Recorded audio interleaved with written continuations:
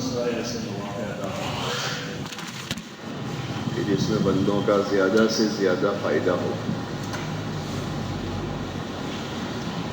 اللہ تعالیٰ نوازنے کے لیے بہانے تلاش کرتا ہے، بندہ کوئی بہانہ کرے اور وہ نواز دے۔ اس لیے ہر وقت اللہ کی طرف سے ایسے مواقع فراہم کیے جاتے ہیں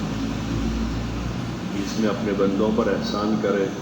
اپنے بندوں پر رحم کرے، اپنے بندوں پر کرم کرے اور ان کی دنیا آخرت دونوں کو بہتر سے بہتر بنا دے۔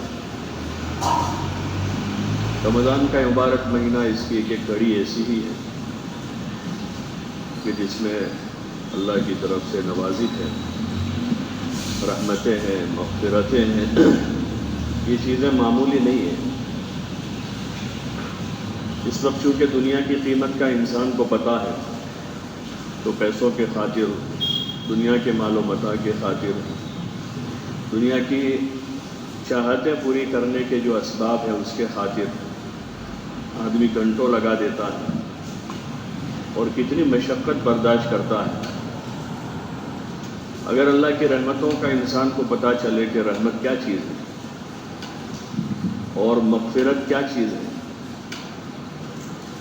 جس کو حدیثوں میں حضور صلی اللہ علیہ وسلم نے بیان کیا ہے اور اس کے جو فائدے ہیں دنیا آخرت کے اس کو کھولا ہے، تو انسان رحمت و مغفرت کے خاطر زندگی گزار دے، اسی کے حصول میں لگا رہے ہر وقت، ساری چاہتیں بھول جائے۔ اس لیے حضرات انبیاء علیہ السلام اللہ کی رحمت مغفرت کے حصول میں ہر وقت لگے رہے، کبھی نماز میں ہے، کبھی ذکر میں ہے، کبھی دعا میں ہے، اور جو مختلف اسباب ہیں رحمت و مغفرت کے حاصل کرنے کے، ان اسباب میں ہر وقت مشغول ہیں۔ یہی ان کی زندگی کا وظیفہ ہے، 24 گھنٹے، اور ہر اس کام سے اپنے آپ کو بچا رہے ہیں جس کام سے آدمی اللہ کی رحمت سے دور ہوتا ہے۔ رحمت سے دور رہنا یہ بڑی بدنصیبی ہے کہ آدمی اللہ کی رحمت سے دور ہے۔ رحمت سے دور ہے یعنی لعنت میں ہے وہ۔ جیسے کہ آدمی چھاؤں میں ہے تو چھاؤں ہے وہ، یا پھر دھوپ ہے، چھاؤں کی ضد اس کی دھوپ ہے، تو گرمی کی سخت گرمی میں آدمی دھوپ میں ہے تو نہ وہ کھڑا ہوا سکون سے ہوگا، نہ بیٹھ سکے گا، نہ لیٹ سکے گا، نہ کوئی کام سکون سے کر سکے گا۔ وہ ایک جیتا جاگتا انسان ہوگا، وہ کھڑے کھڑے کچھ کام کر رہا نظر آ رہا ہوگا، بیٹھے بیٹھے کچھ کر رہا دکھ رہا ہے، ہو سکتا ہے لیٹا ہوا بھی ہو، لیکن وہ سکون سے کوئی کام نہیں کر سکے گا، اس لیے کہ وہ چھاؤں میں نہیں ہے، دھوپ میں ہے۔ ایسے ہی جو بندے اللہ کی رحمت سے دور ہیں ان کا یہی حل ہوتا ہے۔ دنیا میں نظر آ رہے ہیں، وہ چل رہے ہیں، پھر رہے ہیں، دوڑ رہے ہیں، کھا رہے ہیں، پی رہے ہیں،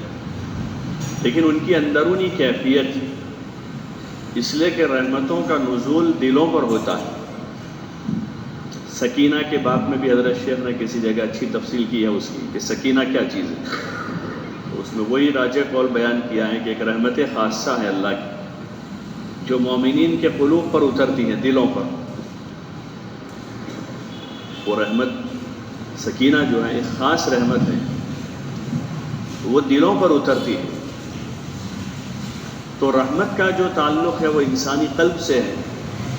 جب دل پر رحمت اترتی ہے تو آدمی سکون میں ہے، بھوکا بھی سکون میں ہوگا، پیاسا ہے تب بھی سکون میں ہے،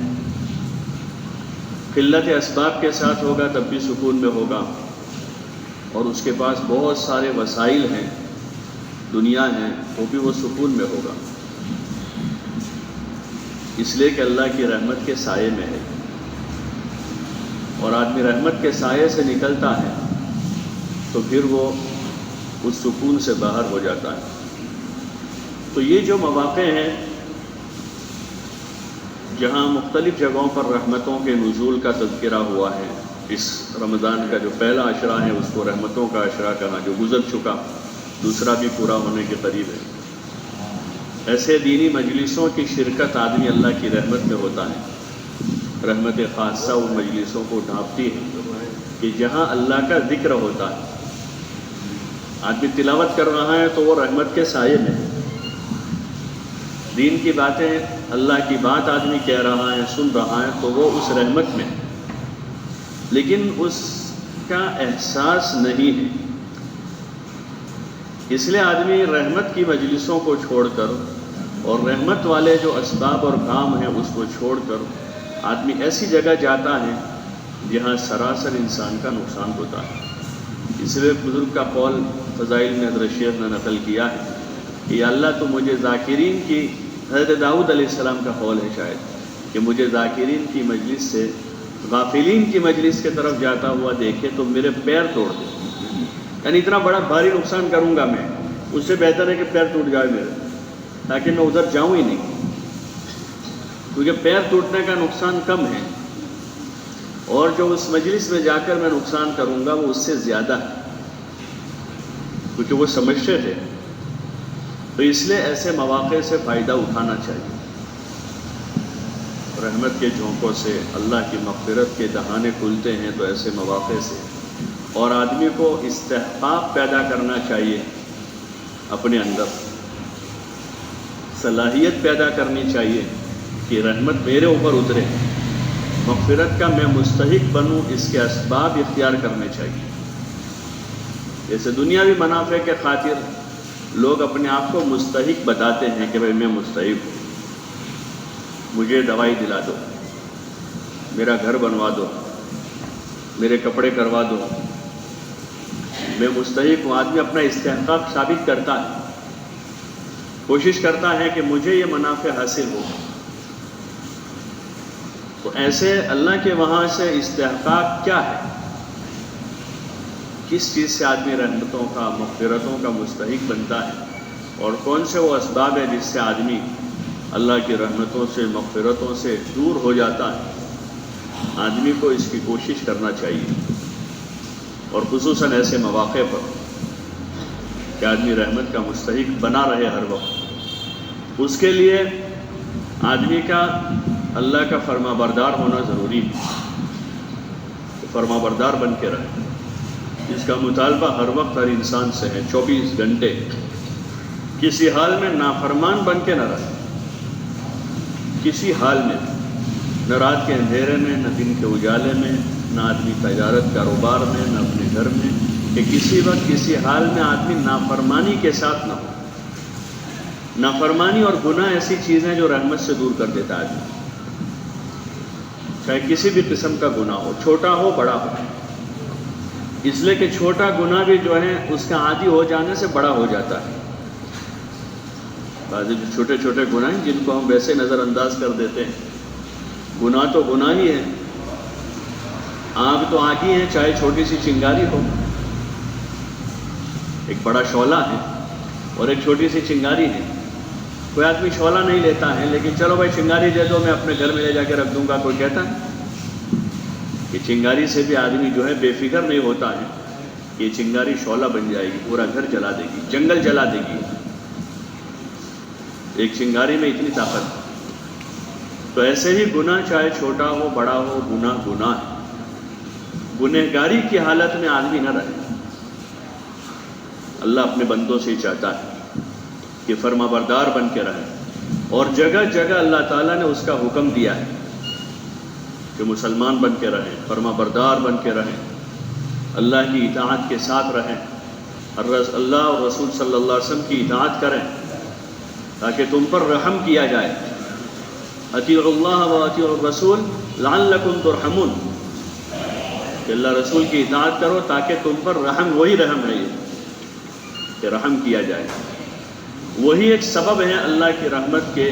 نزول کا کہ آدمی اطاعت اور فرما برداری کے ساتھ ہو، کہ جس وقت کا اللہ تعالیٰ کا جو حکم ہے اس حکم کو آدمی بر وقت بجا لائے، اور اس حکم کو حضرت نبی کریم صلی اللہ علیہ وسلم کے طریقے پر پورا کرے، اس کا بھی حکم ہے۔ آدمی حکم بجا لا رہے لیکن طریقہ رسول صلی اللہ علیہ وسلم کا نہیں ہوگا تو وہ آدمی کا عمل مردود ہو جائے گا، چاہے اچھا عمل ہے، آدمی کی نماز ہے اور دیگر نیک کام ہیں جو نیک کاموں کی فہرست میں آتے ہیں، لیکن رسول صلی اللہ علیہ وسلم کے طریقے پر نہیں ہے، اس لیے کہ بندوں سے اس کا مطالبہ ہوا ہے کہ رسول صلی اللہ علیہ وسلم کا اتباع کریں، اور وہی سبب نجات ہے دنیا میں اور آخرت میں۔ اس وقت جتنے حالات ہیں دنیا میں وہ ابھی کے نہیں ہیں، اس کو ایک مدت گزر گئی، خصوصاً عالم اسلام پر جو حالات 100 سال سے تو مسلسل بڑھ رہے ہیں دن بدن روزانہ، اس سے پہلے زمانوں میں بھی حالات رہے، اس کے لیے بہت ساری مختلف لوگوں نے اپنی تدبیریں کی، انفرادی طور پر، اجتماعی طور پر، حکومتوں نے، افراد نے، اور بہت ساری کوششیں کی، لیکن مرض بڑھتا گیا، جوجو دوا کی یہی ہے، چاہے علاقائی حالات ہو، چھوٹی چھوٹی جگہوں پر، گاؤں دیہات میں، قصبوں میں، ضلعوں میں، صوبوں میں، ملک میں یا عالمی سطح پر جتنے بھی ہیں، ایسا نہیں ہوا کہ کوششیں تدبیریں نہیں ہوئی، جو جس سطح سے مسلمانوں کے ہمدرد اور خیرخواہ کہے گئے، دنیاوی لائن سے، دینی لائن سے کوششیں ہوئی، ہر ایک نے اپنے اپنے اعتبار سے تدبیریں کی، لیکن اللہ تعالیٰ نے جو حالات کا حل بتایا ہے وہ اللہ کے حکم کو حضور علیہ السلام کے طریقے پر پورا کرنا ہی حل ہے، یہ حتمی حل ہے۔ اس راستے کی کوششیں بھی اللہ کے نیک بندوں نے کی، ہر زمانے میں کی، لیکن مجموعی طور پر بحیثیت امت، جیسے حضور علیہ السلام نے اس کو امت بنا کر اس امت کو اللہ کے کلام کا اور اپنے طریقے کا پابند کیا، تو اس وقت وہ امت بہت تھوڑی سی تھی، لیکن وہ بحیثیت امت بن کر ایک اجتماعی طاقت کے ساتھ، جو سب سے بڑی طاقت ہے، سب سے بڑی طاقت اجتماعیت کی ہے، چاہے 3 آدمی کسی بات پر جمع ہو جائے اور 10 آدمی بکھرے ہوئے ہیں، یہ 3 طاقتور ہیں، وہ 10 بکھرے ہوا کے مقابلے میں، کہ وہ اجتماعی طاقت حضور صلی اللہ علیہ وسلم نے تیار کی وہاں پر، اور اس اجتماعی طاقت کو اللہ کے کلام کا اور اپنے طریقے کا پابند کیا، اور وہ اسی طریقے سے دنیا میں پروان چڑھ گئے، اور دھیرے دھیرے چند سالوں میں ہی پوری دنیا پر وہ غالب ہوئے۔ وہی اصل اساس تھی، اور وہی آج بھی وہی بنیاد ہے۔ حضرت امام مالک رحمۃ اللہ علیہ فرماتے ہیں لَيَصْلُحَ آخِرَ هَذِهِ الْأُمَّةِ إِلَّا مَا صَلُحَ بِهِ أَوَّلُهَا، کہ اس امت کے آخر طبقے کی اصلاح بھی اسی طریقے پر ممکن ہے جس طریقے پر اس امت کے اول طبقے کی اصلاح ہوئی ہے۔ اس لیے ساری تدبیریں جو ہیں کارگر نہیں ہوئی، اور مرض بڑھتا گیا جوجو دوا کی، کیونکہ جو اصل چیز تھی مجموعی طور پر امت کو اس طرف متوجہ ہونا تھا، وہ اللہ کا کلام ہے۔ آپ علیہ السلام نے یہی فرمایا ترکت فیکم امرین، کہ میں تمہارے درمیان میں 2 چیزیں چھوڑ کر جاتا ہوں، ان تمسکتم بہما لن تضلوا ابدا، کہ اگر تم ان 2 چیزوں کو مضبوطی سے تھامے رکھو گے تو تم کبھی گمراہ نہیں ہوں گے۔ وہ 2 بنیادی چیزیں یہی تھی، ایک اللہ کی کتاب اور ایک حضور صلی اللہ علیہ وسلم کا طریقہ ہے، آپ کی سنت، اور آج بھی وہی علاج ہے، کل بھی وہی علاج ہے، پہلے بھی وہی علاج تھا اور آئندہ کے لیے بھی وہی علاج ہے، عرب کے لیے بھی وہی ہے، عجم کے لیے بھی وہی ہے، فقیروں کے لیے بھی وہی علاج ہے، امیروں کے لیے بھی وہی علاج ہے، مردوں کے لیے بھی عورتوں کے لیے بھی یہی علاج ہے، جس سے حالات حل ہوں گے، چاہے وہ حالات انفرادی ہو یا اجتماعی ہو، اس کے سوا اور کوئی راستہ نہیں ہے۔ اس کے علاوہ کا راستہ تلاش کرنا وقت ضائع کرنا ہے، اپنے سرمایہ کو برباد کرنا ہے، اس لیے کہ اللہ کا حتمی فیصلہ ہے ان الدین عند اللہ الاسلام، اور حضور علیہ السلام کا یہ فرمان کہ میں تمہارے درمیان میں 2 چیزیں چھوڑ کر جا رہا ہوں۔ اللہ کی کتاب اور میری سنت، یہ آپ صلی اللہ علیہ وسلم کا فرمان ہے۔ صحابہ نے اس کو پکڑے رکھا پوری قوت کے ساتھ، پوری قوت کے ساتھ اسی کو پکڑے رکھا۔ حالانکہ اس وقت بھی دنیا میں اس زمانے کے اعتبار سے ترقی یافتہ دنیا تھی، جیسے اس وقت ایک بہت بڑا طبقہ مسلمانوں کا، وہ ان کی سوچ اور فکر میں یہ ہے کہ موجودہ ترقیات اور موجودہ جو دنیا کا طریقہ ہے، وہ طریقہ جب تک ہمارے پاس نہیں آئے گا ہم کیسے آگے بڑھیں گے۔ 50 سال سے وہ بول رہے ہیں اور وہ اپنے حساب سے کافی محنت کر چکے، اس پر کافی محنت کر چکے، اور انہوں نے بڑی طاقت لگائی، بہت زور سے بولا اس کو، بلکہ اس کو بولنے میں انہوں نے دین کا رد کر دیا، سنت کا رد کر دیا، اللہ کے یقین اور اعتماد کا رد کر دیا انہوں نے اس کو بولنے میں، اور اس پر انہوں نے سرمایہ لگایا۔ بعضوں نے اپنی پراپرٹیاں لگا دی اس پر، بعضوں نے زندگیاں وقف کی، اور ایسے ایک دو نہیں، ہزاروں ہیں،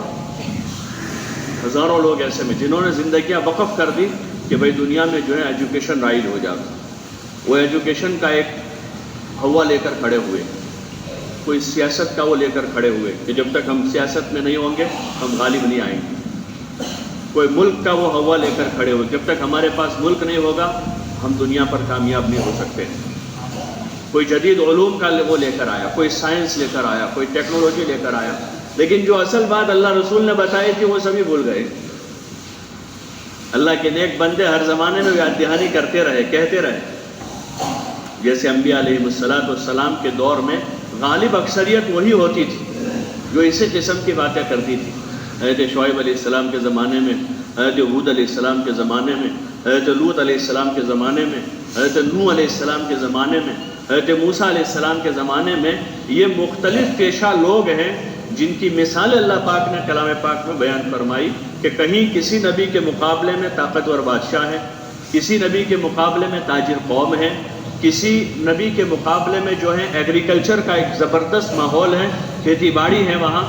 اور وہ اسی پر اپنی پوری توانائی لگائے ہوئے تھے اور اسی سے اپنی زندگی کے بننے کو یقین کرتے تھے۔ لیکن نبی علیہ السلام کی جو بات ہوتی تھی ان کے درمیان میں وہ اجنبی سی ہوتی تھی۔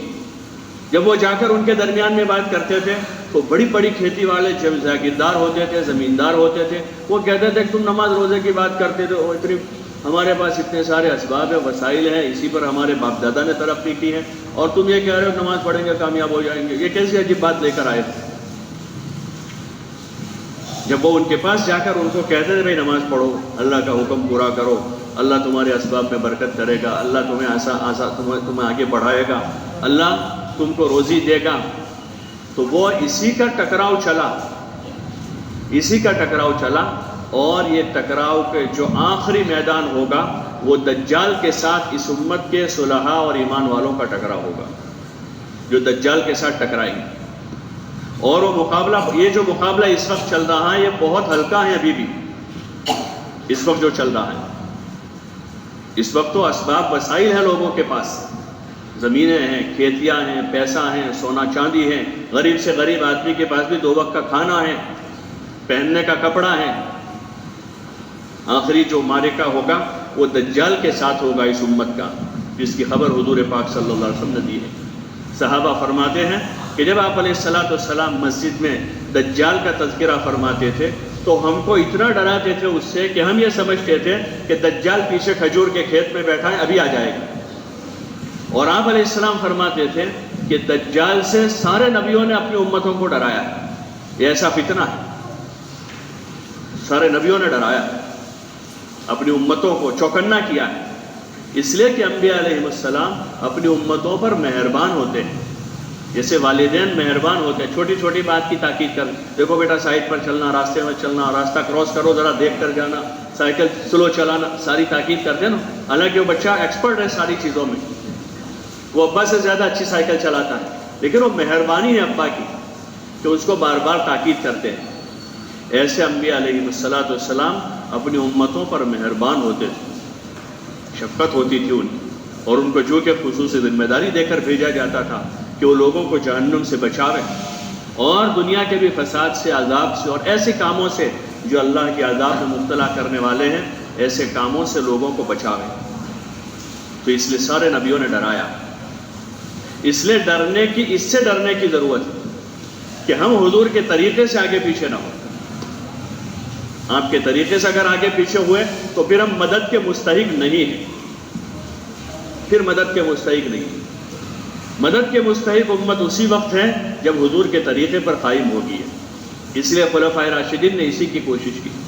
حضرت عمر رضی اللہ تعالیٰ نے اسی کی کوشش کی کہ یہ امت حضور علیہ السلام کے نقش قدم سے ذرا برابر آگے پیچھے نہ ہو، کہ آپ کے طریقے پر قائم رہے۔ اللہ کی مدد کا وعدہ جو ہے وہ محمد الرسول اللہ پر ہے کہ اللہ کے رسول صلی اللہ علیہ وسلم کے اتباع کے ساتھ جو امت ہے، آپ والے مبارک اعمال کے ساتھ جتنے اعمال آپ نے بتائے، زندگی کے جس شعبے سے متعلق بتائے، تاجر اپنی تجارت میں آپ کے طریقے کو قائم کریں، کاشتکار اپنی کاشتکاری میں آپ کے طریقے کو قائم کریں، اور عبادت کرنے والا اپنی عبادتوں میں آپ کے طریقے کو قائم کریں،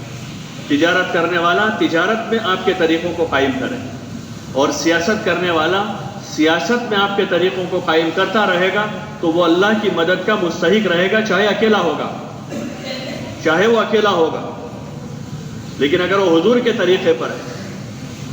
تو وہ اللہ کی مدد کا استحقاق رکھتا ہے، اس پر مدد اترے گی، اس اکیلے پر اترے گی۔ تو اگر 100 ہیں لیکن حضور کے طریقے کے خلاف سیاست کر رہے ہیں تو ان پر مدد نہیں اترے گی، وہ استحقاق نہیں رکھتا ہے۔ جیسے حکومتوں میں مدد کے لیے استحقاق ہوتا ہے کہ بھئی کیا آپ کے پاس استحقاق کا کیا آپ کے پاس علامت ہے، تو آدمی بتاتا ہے کہ بھئی میرے پاس یہ علامت ہے، میں مستحق ہوں۔ ایسے اللہ کی مدد کا استحقاق جو ہے وہ حضور صلی اللہ علیہ وسلم کی اتباع پر ہے۔ امت اسی وقت تک منصور رہی، آپ کے طریقے پر باقی رہی، اور اسی کی تلقین کی گئی ہے، اور ہر زمانے میں باطل کی طرف سے ایسے اسباب پیدا کیے گئے کہ یہ امت حضور کے طریقے پر قائم نہ رہے۔ اس لیے دھیرے دھیرے دھیرے اس کی زندگی سے سنت کی اہمیت کو ختم کیا گیا۔ سنت کی اہمیت کو سب سے پہلے معاشرت کی صبح عبادت میں ٹھیک ہے بھائی تم نماز پڑھو، حضور کے طریقے پر پڑھو، باقی معاشرت میں کیا ضرورت ہے حضور صلی اللہ علیہ وسلم ایسی یہ تھوڑا سنت ہے، یہ تھوڑا آپ کا طریقہ ہے، یہ تو صوفیوں کا طریقہ ہے، کسی نے کہا یہ تو علماء کا طریقہ ہے، کسی نے کہا یہ فلاں کا طریقہ ہے۔ وہ علماء اور صوفیہ زیادہ سنت کو جانتے تھے یا ہم زیادہ جانتے ہیں؟ علماء اور صوفیہ جو تھے، جن کے پاس علم تھا، جن کے پاس تقویٰ تھا، وہ زیادہ حضور کے طریقے کو جانتے تھے یا ہمارے زمانے کے لوگ زیادہ جانتے تھے؟ لیکن اس کو ہلکا کیا گیا، اور اتنا ہلکا کر دیا گیا کہ اب نمازی لوگ ہیں، آپ کی نماز پڑھتا ہے، 5 وقت نماز پڑھتا ہے، قرآن کی تلاوت کرتا ہے، لیکن سنت کی اہمیت دل میں نہیں ہے، معاشرت پہ سنت نہیں ہے، جو ہماری اساس و بنیاد جس سنت پر اس امت کو اٹھایا گیا ہے آپ نے اپنے طریقے پر، یہاں تک کہ آپ نے بہت ساری چیزوں میں، عبادت میں یہود کی مخالفت کر کے آپ نے اپنا طریقہ قائم کیا۔ وہ روزے میں محرم کا جو روزہ ہے، آپ نے ایک روزہ رکھا، اور جب سنا کہ یہود بھی اس دن روزہ رکھتے ہیں تو آپ نے فرمایا آئندہ سال اگر میں زندہ رہا تو 2 روزے رکھوں گا اور یہود کی مخالفت کروں گا، روزے رکھ کر مخالفت کروں گا۔ آپ ابتدائی زمانے میں سیدھے بال بناتے تھے، آج بال بنانے میں لوگ بہت سارے کٹ نکال لاتے اور کہتے اس میں کیا حرج ہے، سیدھے آپ صلی اللہ علیہ وسلم بال بناتے تھے ایسے۔ وہ مشرکین کے وہاں اس کا ماحول تھا، رائج تھا، بڑے بال رکھتے تھے، سیدھے رکھتے تھے، لیکن آپ صلی اللہ علیہ وسلم پھر بعد میں بیچ میں مانگ نکال کر ان کی مخالفت کی کہ ہمارا طریقہ ان سے جدا ہے۔ اس لیے ایک زمانے تک پرانی فقہ کی کتابوں میں مسئلے چھپے ہوئے ہیں کہ ہمارے یہاں کے علماء وہ برتن استعمال نہیں کرتے تھے جو خصوصی طور پر شعار کے طور پر غیر مسلم اقوام استعمال کرتی تھی۔ بعض لوٹے ووٹے ہوتے ہیں، ہمارے برادران وطن کے ہاں لوٹا ہوتا ہے خاص قسم کا، تو مسلمان اس کو اپنے گھروں میں استعمال، کیونکہ وہ ان کے شعار کے طور پر مذہبی رسومات اس سے ادا کیے جاتے تھے، تو اس کو استعمال نہیں کرتے تھے، بھئی ہمارا لوٹا نہیں ہے، یہ ہمارا نہیں ہے لوٹا۔ ایسی بہت ساری چیزیں تھیں، لیکن دھیرے دھیرے ہلکا کر دیا، سنت کو ہلکا کر دیا گیا، اور معاشرت کی سنتیں ترک ہو گئی۔ جب سنت کی اہمیت عظمت دل سے نکل گئی، اب اس کو کسی کے راستے پر چڑھا دو، سنت کے راستے سے ہٹا کر اب اس کو کوئی بھی راستے پر چڑھا دو، اس کو ہائی وے سے آپ نے اتار دیا ہے، اب کسی بھی گلی میں گھسا دو اس کو۔ یہ جب تک ہائی وے پر تھا تو کہیں ادھر ادھر اس کے لیے راستہ نہیں تھا، یہ سیدھا ہی جا رہا تھا، اس کو بھی اچھا لگ رہا تھا کہ اس سے اچھا راستہ کہاں ملے گا۔ لیکن اب اس کو ایسی گلی میں گھسایا ہے جو بالکل تنگ ہے، تو وہ دوسری گلی تلاش کرتا ہے، دوسری میں گھسا ہے تیسری تلاش کرتا ہے۔ تو اس لیے سب سے بڑی جو چیز ہوئی کہ حضور علیہ الصلوۃ والسلام کی مبارک طریقے کی، آپ کی ذات بابرکت کی اور آپ کے دین کی عظمت جو ہے وہ قلوب سے کم کر دی گئی، اور ہمارا علاج وہی ہے۔ جتنے سارے حالات ہیں، مدد کے استحقاق کے لیے آپ کا طریقہ ضروری ہے۔ جب تک آپ کا اتباع نہیں ہوگا انفرادی شخصی طور پر یا اجتماعی طور پر کسی گھر میں، کسی بستی میں، کسی ملک میں، کسی علاقے میں، وہاں تک ہم اللہ کی مدد کے مستحق نہیں ہو سکیں۔ اس لیے گزارش ہے کہ ایسے مبارک موقع پر، رمضان کا یہ مبارک مہینہ ہے اور یہ دوسرا عشرہ بھی قریب الختم ہے جو مغفرت کا عشرہ ہے، ابھی جو گھڑیاں بچی ہے چانس لے لینا چاہیے اپنی مغفرت کروانے کا۔ بہت بڑا یہ پروانہ ہے، بہت بڑا پروانہ ہے ایک مومن کے لیے کہ اس کو جیتے جی مغفرت ہو جائے، اس مرنے سے پہلے پہلے اس کی مغفرت ہو جائے، یہ بہت بڑی بات ہے۔ اس لیے کوشش کرنی چاہیے کہ اپنے آپ میں استحقاق پیدا کرے، ان اسباب سے بچاوے جو معروف ہیں، بعض چیزیں کہ شرابی آدمی ہے، قطع تعلقی کرنے والا آدمی ہے، ماں باپ کا نافرمان ہے، اور چوتھا کون ہے؟ روایت ہے نا اس میں کینہ رکھنے والا۔ یہ ایسے افراد ہیں کہ چاہے ان کے پاس کتنے سارے روزے ہوں گے، نمازیں ہوگی، حج ہوں گے، اور ان کے پاس کتنے سارے صدقہ خیرات ہوں گے، لیکن ان کی مغفرت ان مبارک گھڑیوں میں بھی نہیں ہوگی، لیلۃ القدر میں بھی ان کی مغفرت نہیں ہے۔ اس لیے کوشش ہمیں کرنی چاہیے کہ ان میں سے اگر کوئی مرض ہمارے اندر پایا جاتا ہے، والدین کی نافرمانی کر رکھی ہے، یا رشتہ داروں سے قطع تعلقی کر رکھی ہے، یا کینہ دل میں پنپ رہا ہے اندر، آدمی کہتا ہے میرا دل تو بہت صاف ہے، لیکن وہ پتہ چلتا ہے جب اندر آدمی کسی کے سامنے اپنے احوال ظاہر کرے تو پتہ چلتا ہے کہ اندر کیا حال ہے۔ بہت سی مرتبہ ہم کو لگتا ہے ہماری بہت ساری چیزوں کے وجہ بالکل ٹھیک ہے، لیکن وہ بالکل ٹھیک نہیں ہوتا ہے۔ آدمی اپنے آپ کو تندرست کہتا ہے، لیکن جاتا ہے تو پتہ چلتا ہے 10 بیماریاں ہیں، ایسی بیماریاں ہیں جو ویسے ظاہر میں نظر نہیں آتی ہیں۔ تو یہ ایسے امراض ہیں، باطنی امراض جس کو کہتے ہیں، نفاق ہے، حسد ہیں، کینہ ہے، بغض ہے، عداوت ہے، دنیا کی محبت ہے، ریا ہے، یہ ایسے مہلک امراض ہیں جو آدمی کے زندگی بھر کے سارے نیک کاموں کو راکھ بنا دیتے ہیں، کھا جاتے ہیں سارے۔ تو اس لیے ایسے موقعوں پر کوشش کرنی چاہیے کہ ہمیں اپنے آپ کو ان سے پاک کرنا چاہیے، اور جن کے ساتھ اگر معاملہ ٹھیک نہیں ہے تو معاملہ درست کرنا، اپنا دل صاف کر لینا چاہیے، سلام سامنے سے جا کر دینا چاہیے، ان کے لیے زہر غیب میں دعا کرنی چاہیے۔ یہ ایک سبب ہے محبت پیدا کرنے کا۔ کسی آدمی سے تعلق نہیں بن رہا ہے تو آدمی اس کے پیٹھ پیچھے دعا کرے، پہلی مرتبہ جی نہیں چاہے گا، کرے بس دعا کرنے کو جی چاہے گا، لیکن دوبارہ کرے گا آدمی، تھوڑی سی کرے گا، پھر کرے گا، دھیرے دھیرے اللہ دل صاف کر دے گا۔ تو ایسے ہی لوگوں کے، اپنے دوستوں، ساتھیوں، رشتہ داروں کے لیے دعائیں مانگیں، ان کو اللہ توفیق دے۔ ہدیہ ایک ذریعہ ہے محبت بڑھانے کا کہ آدمی خالص ہدیہ پیش کرے۔ ہدیہ جو ہے وہ صرف اس آدمی کو خوش کرنے کے لیے دیا جائے، اس میں ثواب کی بھی نیت نہ کرے کچھ ثواب ملے، ثواب تو ملے گا، لیکن وہ بھی نیت کرے کہ کچھ نہ کرے کہ ثواب ملے گا، بلکہ خالص جی خوش کرنے کے لیے ہدیہ پیش کریں، تو اس سے دل صاف ہوگا۔ کیا کریں گے گندا دل لے جا کر اللہ کے وہاں؟ کوئی آدمی جوتا بھی گندا پسند نہیں کرتا، میلا ہو جاتا ہے، صاف کرتا ہے اس کو۔ جو جسم کا سب سے بڑا عضو، رئیس سارے جسم کا بادشاہ ہے دل، اس کو کیوں گندا رکھے آدمی؟ دنیا کے مال و متاع کے خاطر، زمین جاگیر کے خاطر، یا صرف اپنی انا کے خاطر۔ کچھ بھی مسئلہ نہیں ہے، نہ پیسے لینے کے ہیں، نہ زمین میں حصہ لینے کا ہے، بس خالی اپنی انا ہے کہ نہیں بس۔ تو یہی آدمی کو جو ہے بہت بڑی مصیبت میں، دنیا آخرت میں پھنسانے والی چیز ہے۔ اس لیے کوشش کریں، یہ 2 دن اور ہیں یہ مغفرت کے عشرے کے، اور مزید آخری عشرہ جو ہے وہ اور زیادہ قیمتی ہو جاتا ہے۔ حضور علیہ الصلوۃ والسلام نے پورے عشرے کا پھر اعتکاف فرمایا،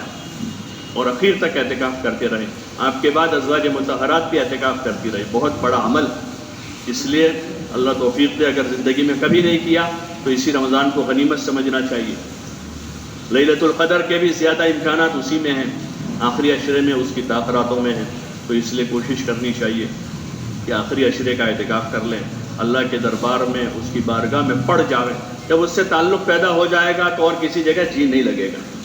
ابھی سب سے بڑا مسئلہ ہی ہمارا یہ ہے کہ کہ اس سے تعلق پیدا نہیں ہوا ہے، اس لیے دوستوں میں، محفلوں میں، مجلسوں میں، بازاروں میں، غیر ضروری کام کاج میں آدمی کا جی لگتا ہے. یہ اسی وجہ سے ہے کہ اللہ سے وہ ابھی تعلق نہیں پیدا ہوا ہے. یہ مہینہ آیا ہے تو اس مہینے میں اللہ سے تعلق پیدا کرنے کا بہترین عمل ہے کہ آدمی مسجد کا کونا پکڑ لے، دن رات اللہ کے لیے وہیں رہے، نماز میں ہے، کبھی ذکر میں ہے، کبھی دعا میں ہے، کبھی استغفار میں ہے، کبھی اپنے لیے، کبھی والدین کے لیے، کبھی اپنے بھائی بہنوں کے لیے، کبھی امت کے لیے آدمی مانگ رہا ہے، گڑ گڑا رہا ہے، رو رہا ہے. تو پھر اسی میں جو ہے کبھی نہ کبھی وہ تار جڑ جائے گا جو اصل مقصود ہے کہ اللہ کے ساتھ قلبی لگاؤ پیدا ہو جاوے، دلی تعلق اللہ سے پیدا ہو جاوے. اس کا یہ بہت بڑا ذریعہ ہے اور اس کا بڑا اجر بھی ہے، اس کا بڑا اجر ہے. ایک روایت پرسوں ترسوں پڑھی تھی کہ 2 مقبول حج اور عمروں کا ثواب ہے آخری عشرے کے اعتکاف. کوئی آدمی اعتکاف کرے اس کو 2 مقبول حج اور عمرے کا ثواب. پھر وہ اعتکاف کے درمیان میں جتنے کار خیر کرے گا اندر رہتا ہوا، نمازیں پڑھے گا، دعا مانگے گا، تہجد پڑھے گا، قضا کرے گا، وہ سارا اجر الگ ہوگا. اور اعتکاف کی وجہ سے جو نیک کام نہیں کر سکے گا، جیسے کسی بیمار کی عیادت ہے یا کسی بھی جنازے کی شرکت ہے یا اور کسی کوئی اس طرح کا کام ہے جو اعتکاف کی وجہ سے چھوٹے گا، تو حدیث میں آتا ہے کہ وہ سارے کاموں کا ثواب اس کو اعتکاف کی وجہ سے مل جائے گا. کہ وہ اعتکاف کا تھا اس لیے نہیں گیا ہے تو اللہ تعالیٰ اس کو وہ سارا اجر دے دے گا. اس لیے نیت کرنی چاہیے جنہوں نے ابھی تک نہیں کیا ہے. اس سال کے رمضان کو غنیمت جاننا چاہیے.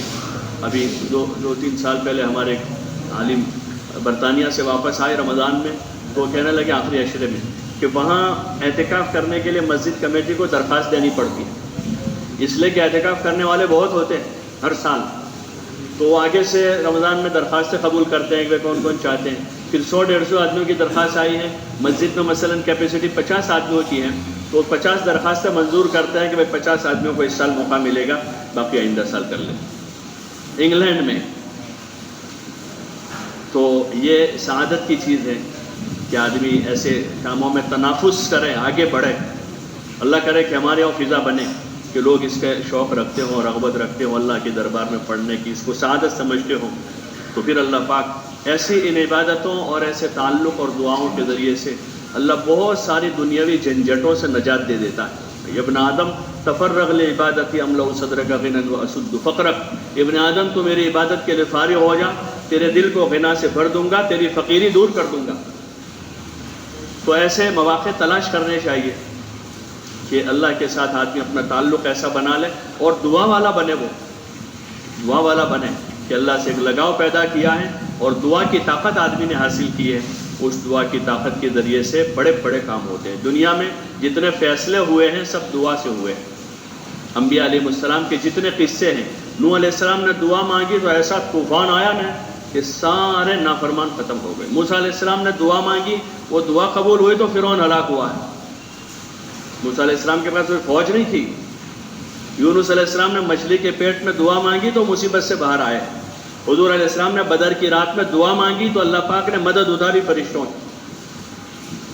جتنے بھی قصے ہیں ان پر غور کریں کہ جو فیصلہ ہوا ہے وہ دعا سے ہوا ہے. فیصلہ ہوا ہے وہ دعا، نبیوں کی دعا سے اور انبیاء کے بعد صحابہ، اولیاء، اور ہر زمانے میں اللہ تعالیٰ نے دعا کی طاقت اپنے بندوں کو دے رکھی ہے. دعا کی طاقت اپنے بندوں کو دے رکھی ہے کہ وہ اس طاقت کا استعمال کریں اللہ کے یقین کے ساتھ.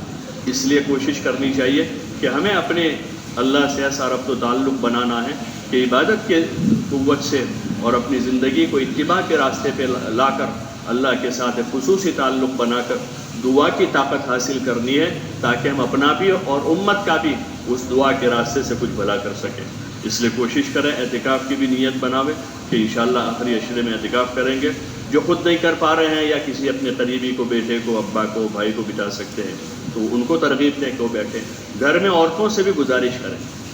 عورتوں کے گھر میں 3-4 مستورات ہیں، اگر 4 ہیں 2 بیٹھ جاویں، 2 باقی رہیں. 2 ہیں 2 میں سے ایک کو ترغیب دو بیٹھ جاویں تاکہ یہ مبارک عشرہ جو ہیں بازاروں کی زینت نہ بن جاویں. اور گھر میں رہ کر وہ بھی اللہ سے لو لگاویں، دعا میں، اعمال میں جی لگاویں. اپنے گھر کی مستورات کو بھی، اگر گھر میں 3 ہیں 3 میں سے کوئی ایک بیٹھ جاوے، 4 ہیں 2 بیٹھ سکتی ہیں، 2 ہیں 2 میں سے کوئی ایک بیٹھ جاوے. ان کو ترغیب دیں، اس کی بات کریں، اس کے فضائل بتاویں تاکہ اتنی بڑی سنت سے وہ محروم نہ رہیں. اللہ تعالی ہم سب کو عمل کی توفیق عطا فرمائے.